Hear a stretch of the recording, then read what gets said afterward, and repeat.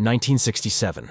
Upon landing on Earth, after completing their mission, the Soviet spacecraft Soyuz 1, with cosmonaut Vladimir Komarov on board, tragically perishes. Many years later, under the leadership of the Swedish billionaire Meyer, an expedition to Mars is being prepared. After 10 months, the crew of the spaceship Ulysses reaches the Red Planet. The captain informs the team that they have received permission to land and asks the ship's AI, named Irene, to verify everything required for a soft landing. At this time, Meyer reveals that he spent 4 years preparing for this journey, sacrificing almost all his money for it. However, the American company Zillion beat them to it by landing 2 weeks ago.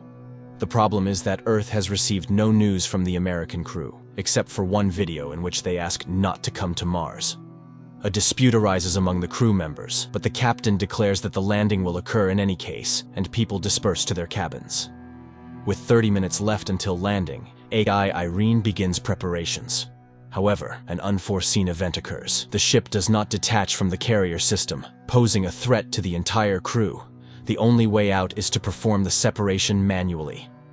The commander ventures into space and struggles to free the attachments, but at that moment, the shuttle enters Mars's atmosphere, throwing the captain into open space. The shuttle almost crashes onto Mars as a system error causes a power outage. Now, they can only rely on manual landing. AI Irene goes into sleep mode, and the astronauts still manage to land on Mars. They succeeded, but their fuel is depleted, and Irene does not restart. Without the onboard computer and life support system, they have only a day to survive. Alessandra mourns her deceased husband when she sees a figure in a spacesuit through the window. After diagnosing the ship, it becomes apparent that too much fuel was consumed during the landing, and now the ship cannot return to orbit. The only option is to wait for the solar panels to power the generators, but there's a storm on the surface, and it will take 2 days, time they don't have. At this point, Simon mentions the American ship Zeta 1, which beat them by 2 weeks. It likely crashed, but there are probably batteries left. The rover sets out on a journey while those remaining on the ship try to restart the system. Engineer Basil recalls that the AI has an energy-saving function. He initiates a reboot, but Irene doesn't start. At this time, the rover finds the wreckage of the American spacecraft and one surviving solar panel, but there is no sign of the American crew. The astronauts head back but spot an unconscious person in a spacesuit. Despite their ship running low on oxygen, Jana insists on transporting the person. Nearby, they find the black box from the American spacecraft. The team arrives at the ship, but Jan refuses to let them inside, stating that 4 survivors are better than 8 corpses, so he won't open the doors. Alessandra tries to persuade the man when the discovered astronaut wakes up, and at that moment, AI Irene activates and opens the doors. Upon examination, the found astronaut knows nothing about the American crew, as he is Vladimir Komarov, a Soviet cosmonaut born in 1927 in Moscow, carrying out the orders of the USSR government. He doesn't know how he ended up here, but is not willing to reveal any secrets. Komarov confidently answers questions that are consistent with his time, raising the suspicion that he may have post-traumatic stress disorder. The astronauts send a message to Earth and receive a response from the American corporation Zillion, stating that there were no Russians in their mission. The crew of the Ulysses spaceship tries to make sense of the situation. How could Komarov, who died in 1967, end up on Mars after all these years? Is he a time traveler or an extraterrestrial? The psychologist is tasked with questioning Komarov first, and he confesses that he is hungry. Jana goes to get food while the others try to understand what has actually happened. Basil suggests the idea that Komarov was waiting for them. Meanwhile, Vladimir is eating the food brought by Jana when the woman confesses that he died 50 years ago, and his family buried him long ago. Komarov takes this news rather calmly. In the meantime, the state of the ship, although it has reached stability, remains unreliable because the engines do not work and there is no fuel. So, leaving is impossible. The crew continues to keep an eye on Komarov, but he behaves calmly until he suddenly disappears. Simon searches the ship, but it yields no results. That's when the people discover that his spacesuit is missing. A part of the crew follows the heat trail tracked by Irene. The group, led by Simon, leaves the rover and continues on foot when Alessandro reports that Komarov's DNA analysis showed the presence of a third strand. He is not human. And then they catch up with Komarov, who leads them to an unfamiliar structure with a small stone pyramid on it and tells Jana that Mars has been waiting for them for a very long time. At the same time, Goldstein, the founder of the Zillion Corporation, whose ship was the first to arrive on Mars, is informed about the discovery of a person on the Red Planet who couldn't have gotten there naturally, suggesting that he was created on site. However, only AI could survive for such a long time on a hostile planet for humans. This implies the need for further study. Meanwhile, Komarov cannot explain how he opened the door and found himself in the location where they discovered him. AI, Irene conducts an analysis of the structure and determines that it is identical to Earth structures from ancient civilizations. It means that someone was inspired by human civilization, or humans borrowed these elements from extraterrestrials. The ship's crew increasingly ponders whether they will be able to return home when they notice the landing of Goldstein's second ship. Soon, the captain of the ship, Gemma, establishes contact and promises to help them return to Earth. However, Meyer does not trust Goldstein and advises hiding Komarov from competitors. Jana brings Komarov a uniform so that he does not stand out when the visitors arrive, and he requests that they trust him.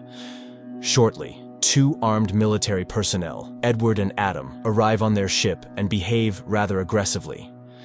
Edward demands that they hand over the black box from the Zeta-1 ship and, not hearing agreement, orders his partner to search the ship.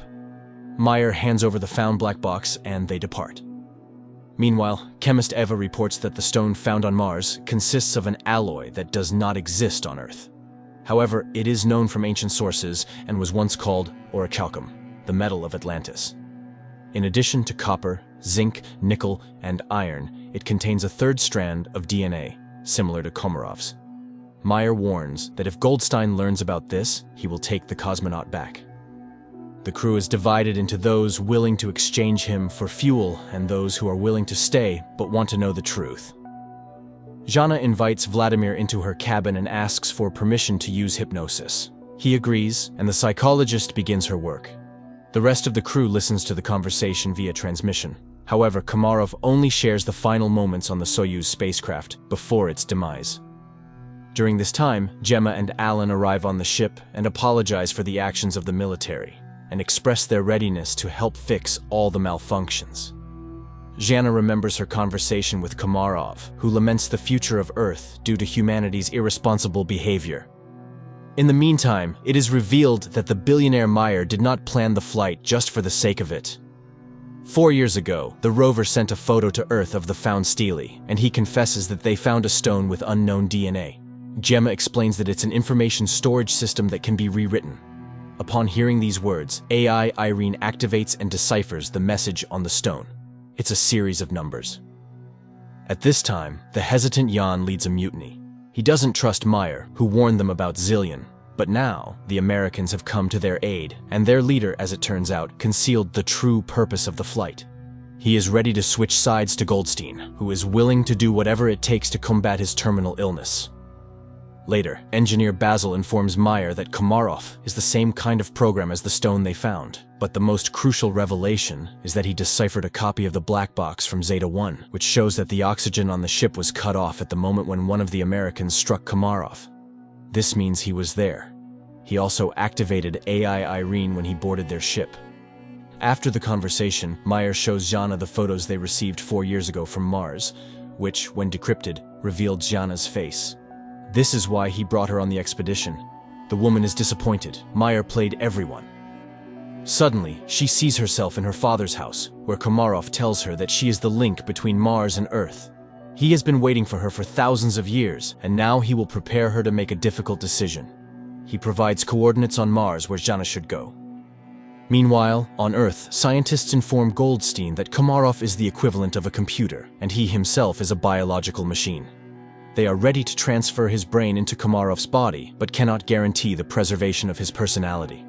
However, Goldstein is ready to take any risk to get rid of his terminal illness.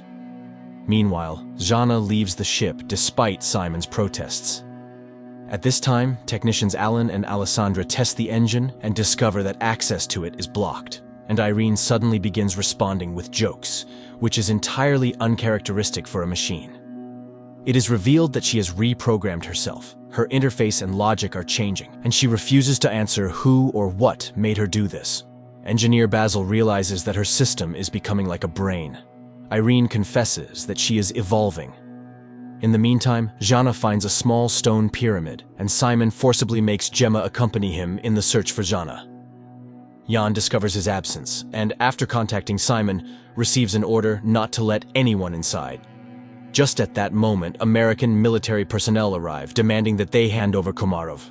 Jan is willing to open the entrance, but the rest of the team opposes it. Mayer asks Basil to send a message to Goldstein, hoping that he may be more reasonable than his people. However, Irene has blocked communication with Earth. The engineer realizes that radical measures will have to be taken, but Jan still opens the doors and the military personnel enter. Basil begins to reboot Irene just as the Americans find Komarov, but then the lights go out and the astronaut disappears. Meanwhile, Jana, stumbling, falls from a hill. She regains consciousness but discovers that her leg is trapped between rocks and she cannot free herself.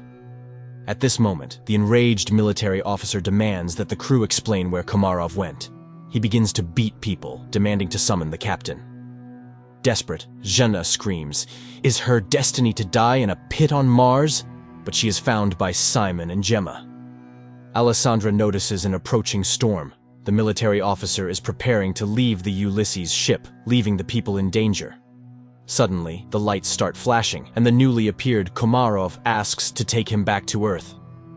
Simon, Gemma, and Jana go together to the place indicated by Komarov and find an entrance to an underground bunker, very similar to the Petra tomb. The psychologist feels where to go and leads the couple. Soon, they find real water, but this is not what Komarov wanted to show them. Meanwhile, on Earth, Goldstein tells the nurse a story about the study of Mars. People were searching for green men, but it's all much simpler. He tells the story of the loyal dog Hachiko and compares Komarov to him, who was created by someone 100,000 years ago and left on Mars, where he faithfully waited for his owner to this day. At this time, on Mars, the astronauts find a wall made of human bones and realize that they are not the first people on this planet. It's not Earthlings colonizing Mars, it's the Martians who came to Earth, depleting the resources of the Red Planet. A tragedy unfolds on the Ulysses spaceship. The cowardly Yan grabs a gun, intending to get on the American ship at any cost to return to Earth, and shoots Komarov. Jana immediately falls in excruciating pain, and Gemma flees. Alessandra tries to help Komarov, and Simon helps Jana, but the Russian cosmonaut dies, and Jana stops breathing too. Then Simon removes his helmet and, surprised by the presence of air in the cave, performs artificial respiration on her. The girl regains consciousness. Gemma walks toward the Ulysses ship when she's informed of Komarov's death and the approaching storm. Meanwhile, Meyer secretly goes in search of his crew members because the Americans refuse to take the billionaire's team back to Earth. At this moment, a recovering Jana sees the light in the bunker and leads Simon to it. Upon coming out, the astronauts see a figure in a spacesuit in front of them and recognize Komarov. Meyer finds the entrance to the bunker and catches up with Simon and Jana while heading toward the light. He is amazed by the presence of a living Komarov who suddenly tells them that everything ended here a long time ago. People realize that this is the North Pole of Mars, but how did they get here? Komarov explains that this planet was once inhabited by a species that went extinct because it went astray. And that species was humans. A group of survivors settled in this place but ended up killing each other when resources ran out. The rest of them flew back to Earth. Plato called them the Atlanteans. Komarov continues to talk about how he waited for thousands of years for Jana, who embodies qualities of both branches, human and Martian AI. Only she can save humanity from themselves. She must decide whether humans deserve a second chance. Their conversation is interrupted by the military officer who intends to take the psychologist back to Earth. The American aims his weapon at the cosmonauts, and Jana seeks help from Komarov. Suddenly, the military officer starts gasping for breath and falls. Upon returning to the ship, Simon orders them to prepare to depart. Meanwhile, Gemma from the Zillion ship tries to contact her associates, but none of them respond. She decides to fly back to Earth alone. The Ulysses crew heads to her ship, trying to establish contact with her and informing her about the deaths of the military personnel, but she doesn't respond. That's when Meyer starts speaking, recalling their past relationship, and confesses that he's no better than Goldstein because he's willing to do anything to ensure his name remains in history, even betraying his team. However, she's not like that. She won't be able to live knowing she has ruined people. Suddenly, Gemma's voice is heard, asking them to hurry. Goldstein has heard that Gemma has decided to take the Ulysses crew back to Earth and has blocked the control panel of the Zeta-2 ship before takeoff. The people on the ship prepare for their impending demise, and Jana asks Mars what she should do. Everything she saw and heard on the red planet flashes through her mind, and, with sheer willpower, she removes the control panel's block. Suddenly, an armed military officer appears in front of the ship, intent on damaging the engines with his weapon. Simon is about to step out to stop the madman, but Jana beats him to it. She aims the weapon at the American, but informs him that Mars will be the one to kill him. The military officer falls. The countdown for liftoff begins, and Jana realizes that there's no time to return. She bids farewell to the crew, confessing her love for Simon. The ship takes off. Suddenly, Meyer notices that it's dark at the North Pole of Mars. This means that they couldn't have been there just a few minutes ago. They truly were at the North Pole of Mars, but in the distant past when the red planet was still suitable for life. At the same time, Goldstein is informed of the ship's return, and he's beside himself with rage, declaring that he will go to Mars himself, and that's where the first season ends.